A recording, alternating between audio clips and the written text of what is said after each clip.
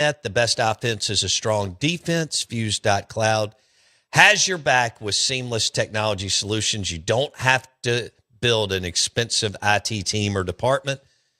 Just use Fuse.cloud. They're right here. And they have clients all over the state of Mississippi and outside.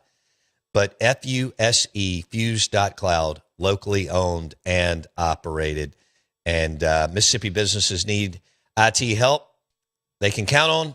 And Fuse.cloud delivers. We're live in the Bank Plus studio. Out of bounds, ESPN 105.9 The Zone. And Phillip Rivers is back. And this is so the Colts are bringing in the 44-year-old QB, and this is what he had to say at his press conference. They've been very supportive. I think my younger children are most excited. I shouldn't say most excited. They're excited because they don't remember Dad playing. My 6-year-old actually asked me like 4 months ago, like, Dad, why don't you play anymore? And I'm like, hon, I'm sorry. The best you're going to get is me coaching on the sideline, because they were seeing, highlight or they're pulling up some, old games.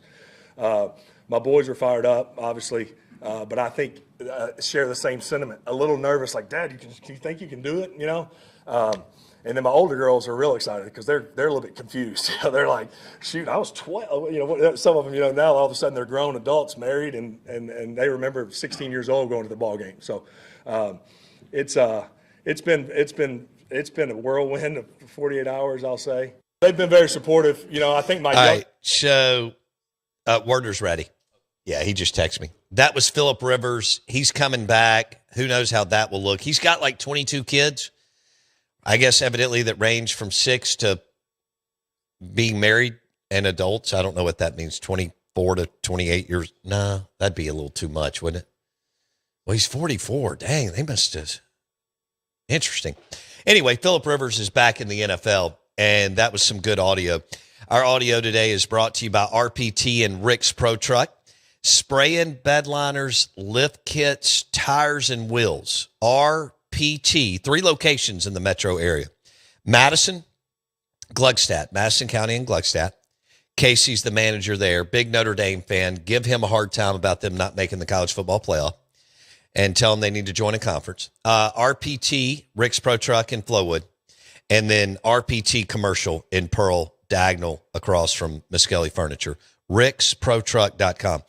We welcome in Ed Werder, NFL Cowboys Insider. He joins us on the Farm Bureau Insurance guest line. And Ed, the Cowboys didn't do anything right last week against the Lions. So now they will host the Vikings for Sunday Night Football, I believe. And I guess we can do a quick takeaway on that game, and then we can start to talk about the NFC East division. But just your thoughts on Cowboys Lions from last Thursday. Well, obviously the Cowboys failed to meet the moment and take advantage of the opportunity they had created for themselves with their 3-game winning streak that included their historic victories in 4 days over the 2 previous year Super Bowl teams in the Chiefs and the Eagles. They went up to Detroit. They never led in the game. They played poorly, which has been an all too common occurrence for this team when it goes on the road and plays in a big game, as this was. So they've critically damaged their playoff aspirations. But my biggest takeaway was the defense was bad again. That was not to be expected. But if you look at it a little more closely, Bo, the special teams was horrendous. They gave up 261 yards in returns. They obviously had the 3 turnovers. As a result, Detroit had 5 touchdown drives, and the longest one was 59 yards. Wow. So you essentially created a situation where you're playing against what is now the highest scoring offense in the NFL and has been for the past several years, and you're only making them play on a 50-yard field. And there's no way you're winning a game like that. But again, the Cowboys allowed 20 pressures on Dak Prescott, got sacked 5 times, and they had 3 turnovers. And conversely, the Cowboys defense created 0 turnovers and 0 sacks, and so they were badly outplayed, and the outcome was predictable and well-deserved. Recognized by the Pro Football Hall of Fame, Ed Werder on the Out of Bounds Show, powered by RPT and Rick's Pro Truck. All right, let's go into the NFC East. The Commanders and Giants are garbage. So this is Eagles, Cowboys. Cowboys are 3-1 in division. Eagles are 2-2, but as you know, the Eagles have 2 more wins. Now, you look at the schedule, good Lord. I mean, the Cowboys' schedule is nice now that they just went through this brutal 3-game stretch. Mm-hmm. But damn, the Eagles don't play anybody either, Ed. So how do you see this playing out? Well, the Eagles go into the final month of the season with a 1.5-game lead over the Cowboys. So in the final 4 weeks of the season, somehow the Cowboys have to win 2 more games than the Eagles. That will be a daunting challenge. I think the Cowboys are capable of winning out. But are the Eagles going to lose twice against what they have left? Like, I'm not sure they're going to play a starting quarterback the rest of the way. I mean, the Eagles have the highest percentage chance of winning the NFC East. I think it's like 81% chance. And this week, for example, they play the Raiders. The Raiders have the best odds in the NFL of getting the first overall pick in the draft, and they're going to be playing a backup quarterback. And then Marcus Mariota could be starting both of the games for Washington against the Eagles. So I think the Eagles, as bad as the Eagles are playing, as much disarray as they seem to be in, as close as this may resemble their collapse in 2023, just given the quality of the opponents, it's hard to believe the Eagles aren't somehow going to play. I'm not going to say they're going to play well because they really haven't been a good offensive team all year, but it's hard to believe they would lose twice to what they have remaining on the schedule, especially considering how good their defense is capable of playing and the fact that they're probably going to play 4 backup quarterbacks to finish the year. Unbelievable. For our listeners, the Eagles play, as Ed Werder just said, they play the Raiders at home. Then they go to Washington, but they're terrible without their starting quarterback, at the Bills, and then Washington again at home. Yeah. So that's where we are. Dallas has lost to Carolina, Arizona, and some other games that they just couldn't afford to draw. And, you know, the Eagles just – they're an enigma. Tell me what's happening here, because I know they've got a top 3 GM. I know they're the defending Super Bowl champs, but they don't look good. Do you think that they're going to magically put it all together for January, Ed? Well, they've lost 3 consecutive games, beginning with the game here in Dallas where they blew a 21-0 lead. They have the highest paid offense in the NFL, but they produce the most 3-and-outs in all of football, which is shocking when you consider the talent they have on that side of the ball. The one thing that they had done well was they avoided turnovers, right? Jalen Hurts has been criticized for being too careful with the football. Well, against the Chargers, he had a career-high 5 turnovers, including a game-ending interception in overtime. He had 2 turnovers on a single play, which was historic failure. But I think the fact that, you know, they have had some offensive line issues. Lane Johnson's been out.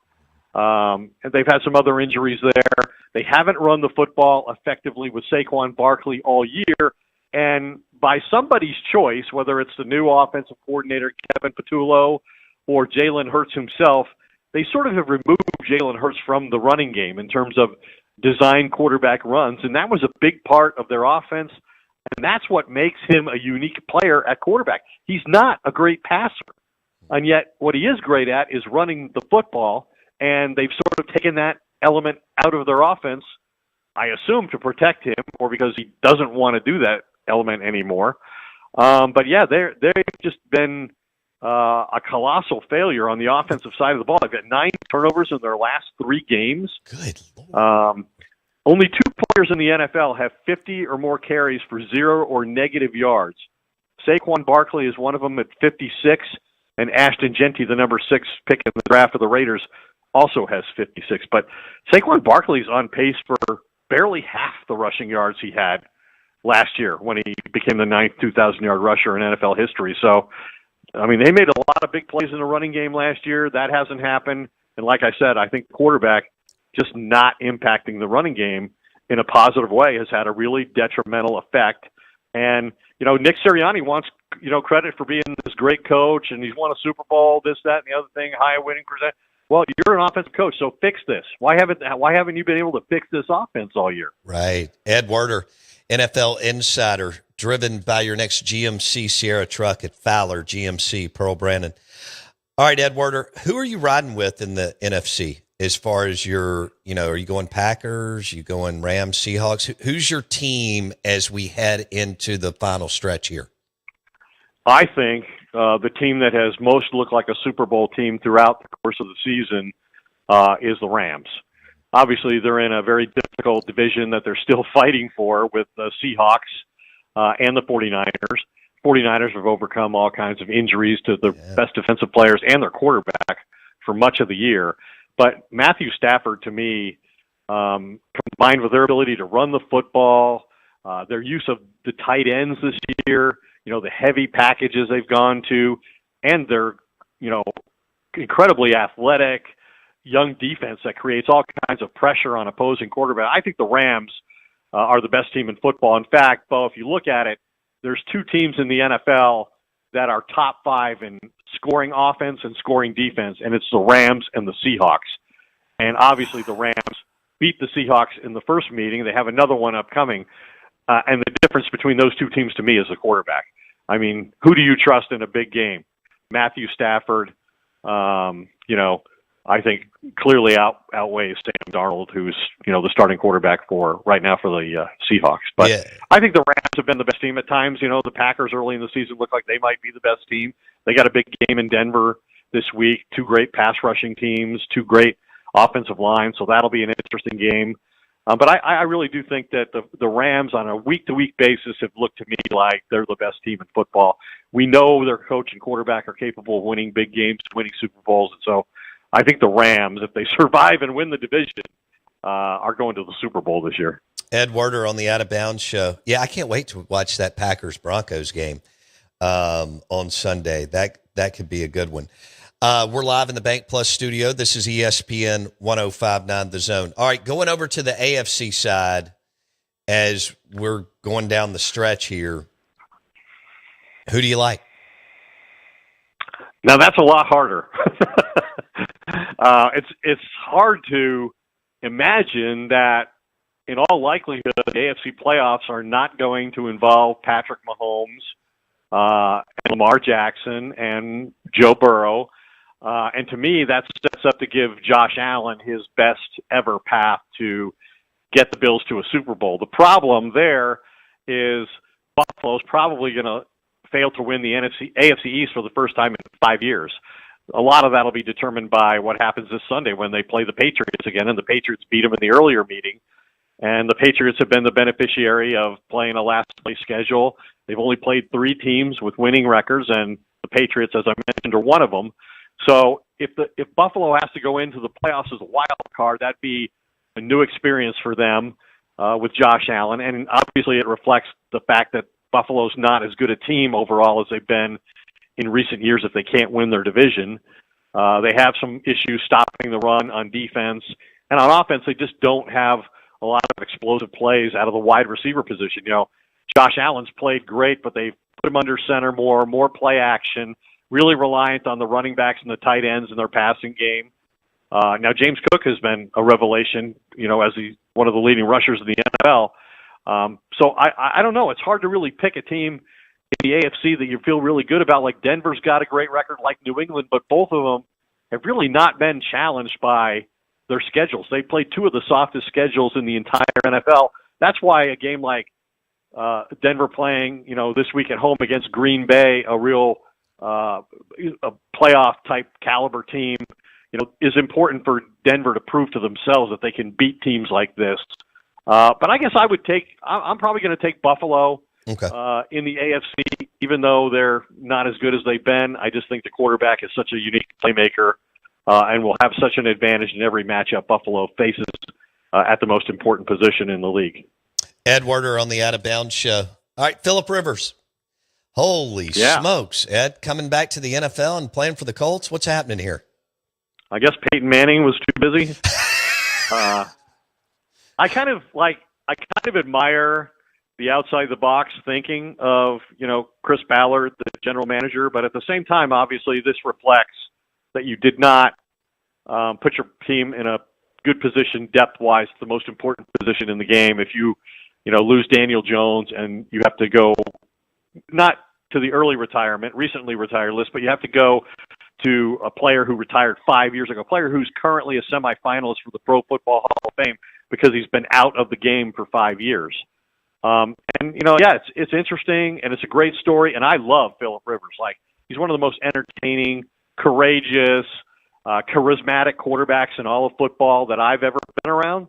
And obviously he gets by and always has, not with his mobility, but with his understanding of the game, his recognition of the defense, and his quick release. But we're talking about a guy who hasn't played, in 1,800 days, the longest layoff ever for a 40-year-old quarterback. And, I mean, this team had deficiencies to begin with, but they've got to play at Seattle. Seattle, like I mentioned, they're a top 5 scoring defense. They're top 4 stopping the run. So while Phillip Rivers stands up there and says, hey, I'm not here to be the savior, we're going to run the crap out of the football with Jonathan Taylor, the reality is you're not going to run the football and win. Like, you're going to need some plays out of the quarterback position if Phillip Rivers plays Sunday at Seattle. And they still also have to play the Texans. And the Texans are the best defense in football across the board. So I think it's going to be really hard. Even if Phillip Rivers plays well, it's going to be hard for the Colts, who started the year at 8-1, made the all-in trade for Sauce Gardner, and now have suffered, even when they've had their starting quarterback, they haven't played well and they've been losing. I think it'll be a really tough thing for Phillip Rivers to pull this off. How wild is this going to be to have the playoffs without the Chiefs and Patrick Mahomes? Yeah, the Chiefs can actually get eliminated this weekend. I think there's 4 different scenarios that have to take place, which begins with them, losing their game. But yeah, it's going to be a really unfortunate thing. I mean, we're talking about the dominant quarterback of this generation. He's been to the AFC Championship game minimum every year of his, career as a starter. Been to 5 Super Bowls, won 3 of them. So yeah, it's a huge loss. But the Chiefs just, and I think it's preposterous to think that the guy's never going to win again. Like, people are thinking like this is the end for him in terms of winning Super Bowls. Tom Brady went 5 or more years in the middle of his career where he didn't get to a Super Bowl and didn't win a Super Bowl, and then he won 3 more. So I don't think that's going to happen. I don't think the game has passed Andy Reid by. I don't think there's going to be a coaching change of that magnitude in Kansas City if they don't make the playoffs. They've had a bad year. They've got to figure out a way to run the football. Patrick Mahomes should not be your leading rusher in his age 30 season, and that's the case this year. And in games, it's been the outcome all too often. They've got to get more explosive at the wide receiver position. They need a bigger receiver, but mostly they need to be able to run the football with somebody other than Patrick Mahomes. How would you describe this year, Ed, in the NFL? Watered down is not what I'm looking. There's always parity. Well, yeah, a big chunk of the time there's parity in the NFL. However, we've been on this run with Mahomes and so on, and a couple other teams. But I mean, would you say there's just more teams that are good and we don't have anybody that's dominant? Is that where we go? Yeah, I think it's kind of what the system the NFL's created. This is kind of the predictable outcome. It's what they wanted. They want, to go through a season, and when we get to the end of December, there's no shortage of teams, who are still in the thick of it. I think we've already had more teams eliminated than ever before. So overall, the parity probably has been less than it's been in recent years, but the teams at the top are not who we're used to seeing be there, and there's been no real dominant team in the NFC or the AFC this year. And to have the playoffs like we talked about in the AFC, I mean, this looks like a year where the NFC is significantly stronger than the AFC, and that's certainly, to me, the case if you don't have Lamar Jackson and you don't have Patrick Mahomes in the playoffs. All right, one more as we wrap it up with Ed Werder, NFL Cowboys Insider on the Farm Bureau Insurance Guest Line. We'll circle back to the Cowboys. If this doesn't line up, and it doesn't look like it will, even with their schedule that they have left, they're going to be kicking themselves over losses to Carolina and Arizona and so on, right? I think, yeah. And the tie, I think, against Green Bay could, be a situation that hurts them. When we talked at the time about that was the first time in Dak's entire 10-year career as a starting quarterback that they scored 40 points and didn't win at home. But yeah, those 2 losses, even though and they lost to the Bears early in the year when we didn't know the Bears were going to contend for their division championship, and didn't look like they were a playoff team at the time. They had a first-time head coach in Ben Johnson and a young quarterback who hadn't experienced any significant success, and they lost that game too. So that would be another one. But ultimately, to me, the thing that happened to this team is the Micah Parsons trade adversely affected the team on the field and its mindset, the locker room mentality, and all of that. And then the Quinnen Williams trade didn't come soon enough. So to me, right, where they were lost were the 8 games that they played between those two trades. The 8 games they played, after they traded Micah Parsons and before they got Quinnen Williams to help solidify their defense. Yeah, just a wasted opportunity with the way that Dak and the offense have played for the most part. Yeah. Throughout the and man, top 3 scoring offense in the NFL, number 1 in yards, but they have not been able to outperform their defense. Their defense has been a huge liability through most of the season. And man, George Pickens has been fantastic. For the 99% of the time. Good grief. All right. Yeah. Ed Werder. I agree with that. He presents some challenges to coach, and so does Trayvon Diggs, and especially so for a first-time head coach, which Brian Schottenheimer is. But, it looks like they'll have a difficult time making the postseason yet again. In all likelihood, the Eagles are going to be the first repeat division winners in the NFC East for the first time in 2 decades. Wow. Ed Werder on the Out of Bounds Show. Ed, have a great weekend, my man. Thank you. Thanks, Bo. Always good to talk to you. Take care, bud. Ed Werder on the Out of Bounds Show, ESPN 105.9 The Zone. The Cowboys, Jackson Meadows, will host the Minnesota Vikings. And that's Sunday Night Football, AT&T Stadium over in Arlington. And Dallas is laying 5.5. So there you go. You lost to Carolina, Arizona, and the Bears, and the tie against Green Bay. And the Eagles just aren't that good this year. So a wasted opportunity. Hey, we are the Out of Bounds Show. We're brought to you by the Mississippi State University College of Business. Go ahead and book your tour today. Dean Scott Graw and the team doing amazing things. He has over 10 years experience in the private sector, which I love. And as a parent, you should too. Business.msstate.edu to book your tour of the Mississippi State University College of Business today. Hour number 3 coming up.